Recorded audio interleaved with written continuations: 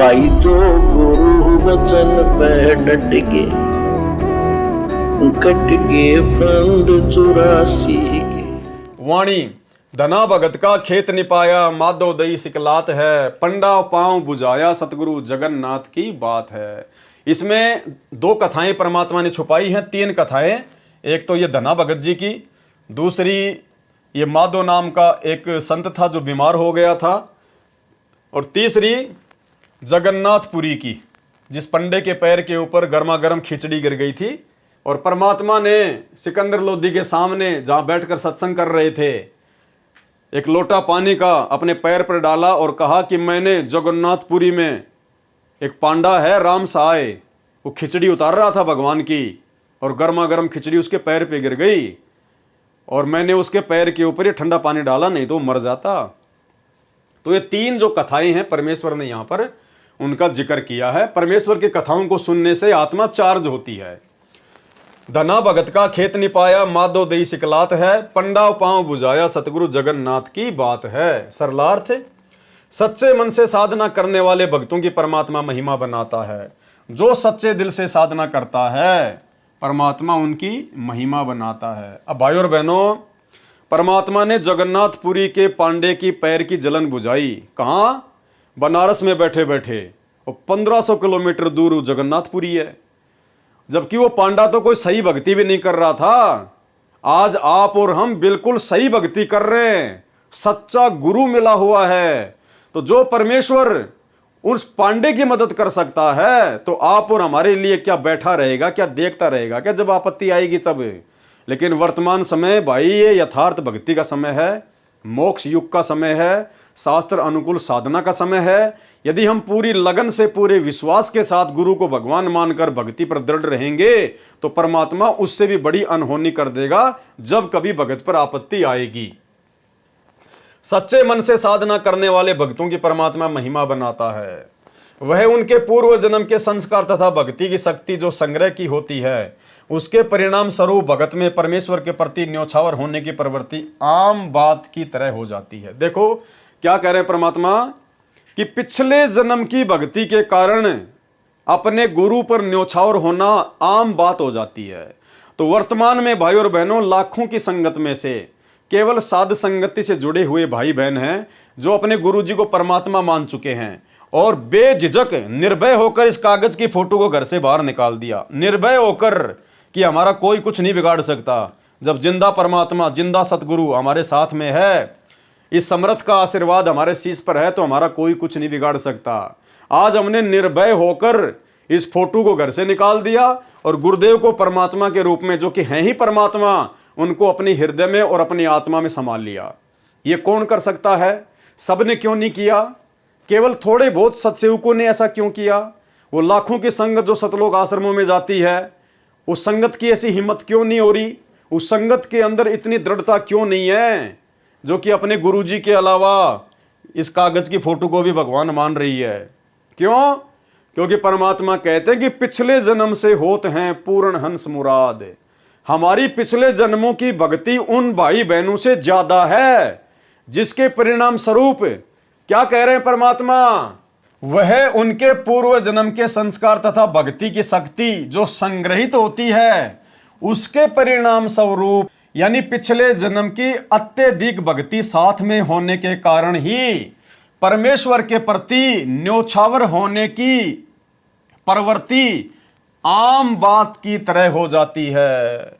हम सत्सेवकों के लिए बिल्कुल आम बात, हमने सहर्ष खुशी खुशी बिना किसी डर और दबाव के आसानी से इस फोटो को, जिस फोटो को लाखों की संगत भगवान मान के पूज रही है, हमने इस फोटो को अपने घर से बाहर कर दिया। इस फोटो को हम दंडवत प्रणाम नहीं करते, अपने घर में नहीं रखते। हम इस फोटो को भगवान नहीं मानते, केवल अपने गुरुजी को मानते हैं।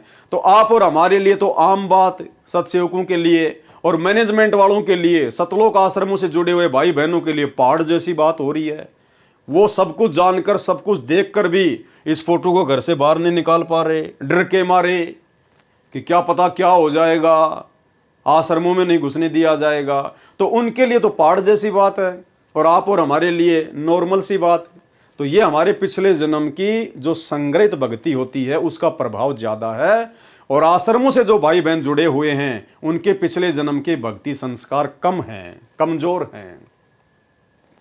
एक धना नाम का जाट जाति में राजस्थान राज्य में भगत हुआ है। वह किसान का कार्य करता था, अपनी जमीन में खेती करता था।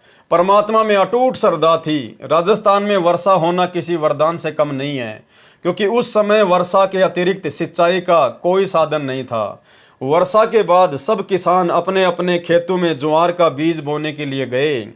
धना भगत भी ज्वार का बीज लेकर अपने खेत में जा रहा था। रास्ते में 4 साधु मिले। भगत ने राम राम किया तो साधुओं ने कहा, भगत 2 दिन से कुछ भी खाने को नहीं मिला, भूख बहुत लगी है। भगत ने विचार किया कि बीज नहीं बोया तो बच्चे भूखे मर जाएंगे, यदि साधुओं को कुछ नहीं खिलाया तो ये चारों भूखे मर जाएंगे।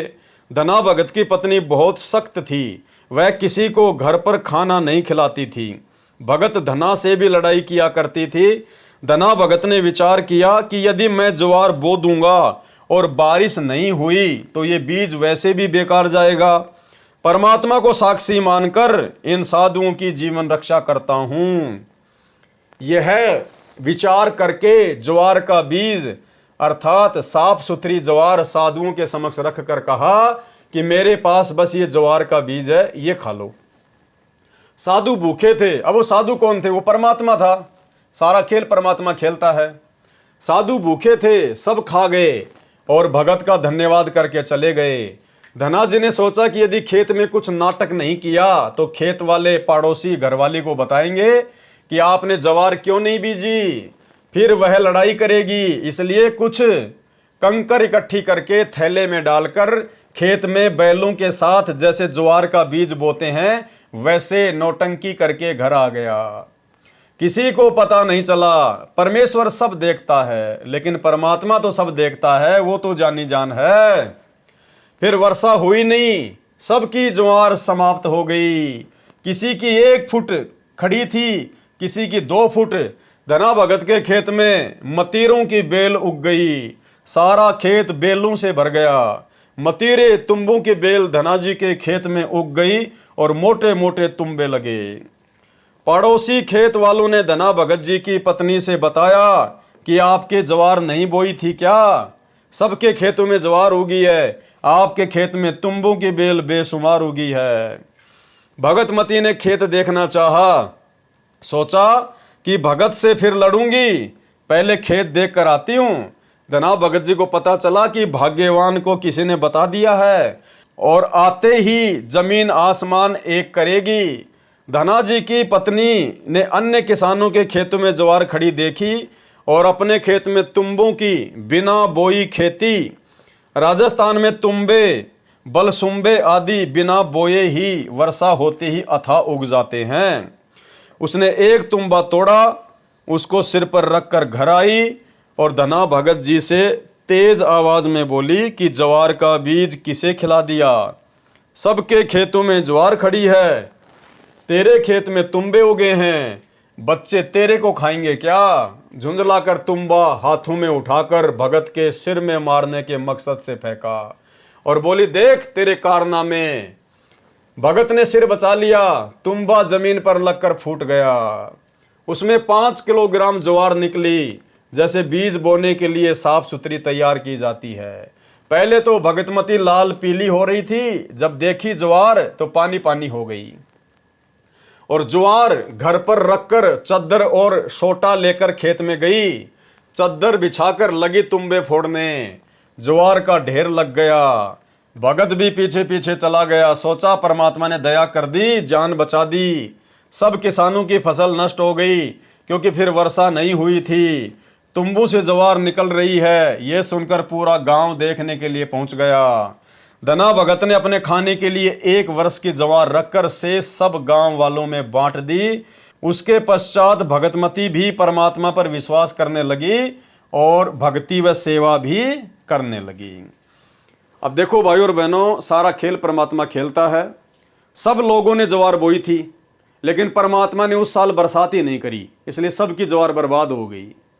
क्यों किया परमात्मा ने ऐसा जानबूझकर? क्योंकि परमात्मा ने धना भगत के खेत में इतनी ज्वार पैदा करनी थी कि पूरे गांव को बांटनी थी।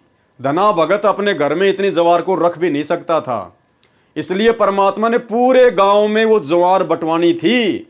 अगर गांव वालों के पहले से ज्वार हो जाती तो शायद कोई लेता, कोई नहीं लेता, कोई इतना सीरियस उस चमत्कार को लेता नहीं लेता, तो सब लोग जो है अकाल का शिकार होने वाले थे, सबकी फसल नष्ट हो गई थी। तो परमेश्वर जी ने धना भगत के तुम्बों में ज्वार देकर, और जब गांव वालों को इस बात का पता चला तो एक उमंग के साथ में सब लोग दौड़ पड़े। और फिर भगत का क्या लक्षण होता है यह भी परमात्मा ने बता दिया। धना भगत ने केवल 1 साल की ज्वार, और वो भी उतनी रखी जितनी की उसको उम्मीद थी कि मेरे खेत में यदि मैं ज्वार बोता तो मेरे खेत में 2 कुंटल, 4 कुंटल या 5 कुंटल जितनी भी ज्वार होनी थी, केवल उतनी ही ज्वार धना भगत ने रखी, बाकी गांव वालों में बराबर बांट दी। यानी हम भक्तों को परमात्मा शिक्षा दे रहे हैं कि हमारा भी ऐसा ही लक्षण होना चाहिए, हमारे अंदर भी ऐसे ही गुण पैदा होने चाहिए। अब उस चमत्कार को देखकर और धना भगत के उस व्यवहार को देखकर, क्योंकि जगत का और भगत का 36 का आंकड़ा होता है। पहले हो सकता है वो गांव वाले धना भगत के विरोध में थे क्योंकि वो तो भगत आदमी था, और अब इस चमत्कार को देखकर और धना भगत के व्यवहार को देखकर कि अगर धना भगत हमारे को ज्वार ना देता, अगर इसका भगवान इसके खेत में तुंबू में ज्वार ना देता तो पूरा गांव भूखा मरता। और फिर सब के सब जो है परमात्मा को महत्व देने लगे और धना भगत से भी प्यार और प्रेम के साथ में पेश आने लगे। तो छोटा सा उपकार उस भगत का, और परमेश्वर ने एक तीर से अनेकों शिकार कर दिए। धना भगत की भगतमती भी भक्ति पर लग गई। यानी भगत का एक और लक्षण बताया परमात्मा ने। उसकी पत्नी उसको दुखी करती थी जब वो धर्म करता था, भक्ति करती थी, लेकिन धना भगत ने भगत का व्यवहार दर्शाया, भगत के गुण और लक्षण दिखाए। वो लड़ाई झगड़ा नहीं किया करता था, मारपीट नहीं किया करता था, गाली गलौच नहीं किया करता था, वो संयमित था, शालीनता के साथ में सुना करता था। जो तोको काटा बोवे ताको बोतु फूल, आवत गाड़ी एक है उल्टा होय अनेक, कबीरा आप ठगाइए और न ठगिए कोई। वो इन वाणियों पर चलता था। तो अंत में क्या परिणाम निकला? परमात्मा ने लीला की और वो भगतमती भी भक्ति पे लग गई। उसको भी विश्वास हो गया कि हाँ, मेरा भगत जिस भगवान की भक्ति करता है वो भगवान समर्थ है, वास्तव में भक्ति में बड़ी ताकत है।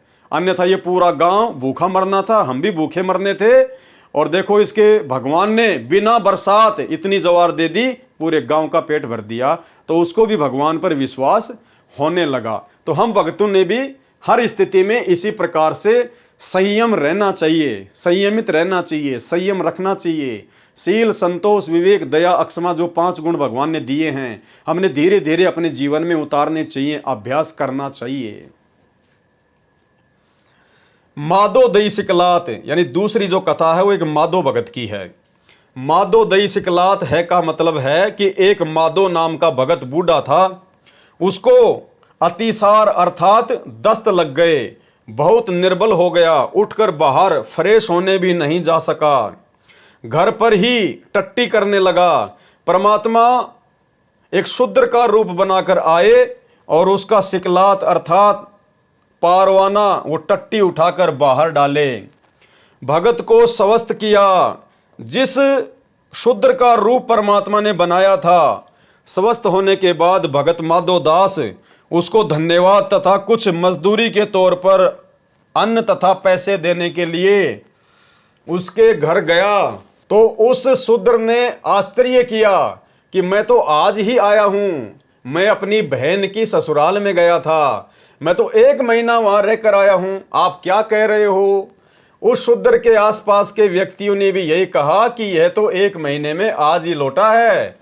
भगत माधो दास को समझते देर नहीं लगी कि वह कौन था। परमेश्वर स्वयं आए थे। भगत बहुत रोया, हे परमेश्वर, मैं कितना मंदभागी और कर्महीन हूं, आपको मैंने दुख दिया। इस प्रकार परमेश्वर अपने भगत की सब प्रकार से सहायता करता है।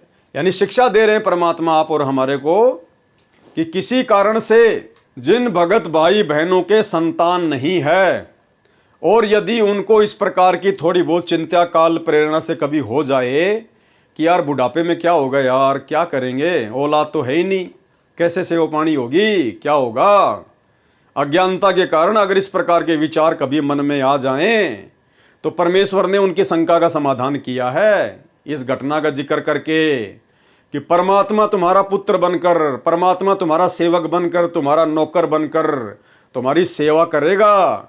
या आने वाला समय तो ऐसा समय है भाई और बहनों, पूरी पृथ्वी पर सतयुग जैसा माहौल होगा। कोई भी किसी को जो है पराया नजर आएगा ही नहीं, सब अपने जैसे लगेंगे, भाई बहन जैसे लगेंगे। तो सब एक दूसरे की सेवा करेंगे। किसी को ऐसा महसूस ही नहीं होगा कि मेरा बेटा नहीं है या मेरी बेटी नहीं है। परमात्मा ऐसी व्यवस्था करके सतलोक जाएंगे, ऐसा माहौल बना के जाएंगे, हजारों वर्ष तक पृथ्वी पर सतयुग से भी अच्छा माहौल पैदा हो जाएगा। यानी जिसके संतान नहीं है उसको महसूस ही नहीं होगा, बल्कि उसको खुशी होगी कि अगर मेरी संतान होती वो भी ऐसी सेवा नहीं कर पाती जो सेवा परमात्मा ने अपने भक्तों के माध्यम से मेरी बुढ़ापे में करवा दी। तो इस बात की हमारे को टेंशन नहीं होनी चाहिए। टेंशन अगर हो तो परमात्मा कहते हैं चिंता तो हरि नाम की और न चिंता दास। जिस नाम से, जिस भक्ति के कारण परमात्मा हमारी ऐसी व्यवस्था करवाएगा, उस भक्ति के प्रति हमारे को इतना जागरूक रहना चाहिए, इतना जो है उस सजग जो गुरु बचन पे डट गे, कट गे फंद 84 के, कट गे फंद 84 के, कट गे फंद 84 के।